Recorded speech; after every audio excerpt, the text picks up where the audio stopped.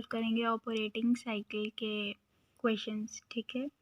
अब हमें फॉर्मूला तो पता है क्या होता है ऑपरेटिंग साइकिल का, ये फॉर्मूला होता है, राइट, कल किया था हमने। अब हम क्वेश्चन पे आते हैं, पहले क्वेश्चन रीड कर लेते हैं। अब यहाँ हमें दिया average stock of materials and stores, कितना दिया हुआ है 400। Average work in progress inventory दी हुई है हमें 600, मतलब ये एवरेज दिया हुआ है हमें। एवरेज फिनिश्ड गुड्स इन्वेंट्री हमको दी हुई है 360। एवरेज रिसीवेबल भी दिए हैं हमको, सब कुछ दिया हुआ है। अब हमको ये तो पता है कि एवरेज पेबल भी दिया है, रिसीवेबल। अब इन्होंने क्या यहाँ लिखा हुआ है average raw material and stores purchase on credit per day per day per day per day. Question में दिखा, ये हमें अमाउंट दिए हैं। अब फॉर्मूले में आते हैं।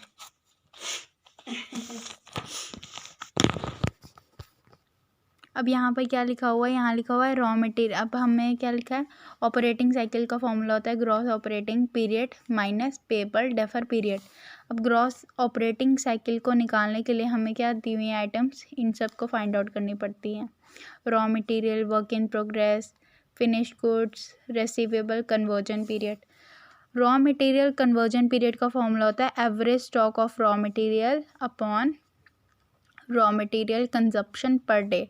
अब हमको यहाँ पर लिखा हुआ था इन्होंने average stock of raw material and stores 400, whereas इन्होंने लिखा हुआ था कि average raw material and stores purchase on credit and consumed per day, वो कितना दिया इन्होंने 20।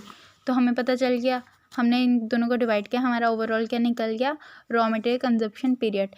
वैसे ही वर्क इन प्रोग्रेस को करोगे तो हमारा आंसर निकल जाएगा। जस्ट फॉर्मूले को अच्छे से लर्न करना ताकि हमारा मिस्टेक ना हो जाए। फिर उसके बाद फिनिश्ड गुड का भी वैसे है, एवरेज फिनिश्ड गुड्स कितने दिए हुए थे 360। Total cost of goods sold, sold कहाँ आता है, जब हमारा एक प्रोडक्ट वर्क इन प्रोग्रेस में हम लिखते हैं प्रोडक्शन, क्यों, क्योंकि तब हमारा प्रोडक्ट बन रहा होता है। फिर हम यहाँ पर फिनिश गुड इसलिए लिखते हैं, फिनिश गुड में हम इसलिए सोल्ड लिखते हैं क्योंकि हमारा प्रोडक्ट बन गया होता है, हम उसको क्या बेच रहे होते हैं। तो 360 को 36 के साथ जब आप डिवाइड करोगे तो आपका आंसर आएगा 10 डेज। डेटर कन्वर्जन पीरियड का क्या होता है, एवरेज रिसीवेबल भी बोल सकते हैं या फिर डेटर्स भी बोल सकते हैं, वो कितना था 600 था। और आपने मतलब डेटर्स किसको, जैसे मैं शॉपकीपर हूँ, मेरे पास एक कस्टमर आया, मैंने उसको क्रेडिट पे सामान दिया तो मैं उसका क्या हो गई डेटर, तो वो मेरा हो गया डेटर, ठीक है। तो मैंने लिख दिया एवरेज रिसीवेबल कितना 600 और net credit sale per day, मैंने उसको क्रेडिट सेल कितनी की 40 की हर एक दिन में, तो कितना हो गया 30 डेज। टोटल मैं ग्रॉस ऑपरेटिंग साइकिल पीरियड को क्या करूँगी प्लस करूँगी, जितना भी आएगा 10 आया, 30 आया, मेरा 20 आया, 24, उन सबको प्लस करके मेरा आया 69 days. Whereas defer period, payable defer period का मतलब होता है क्रेडिटर पीरियड।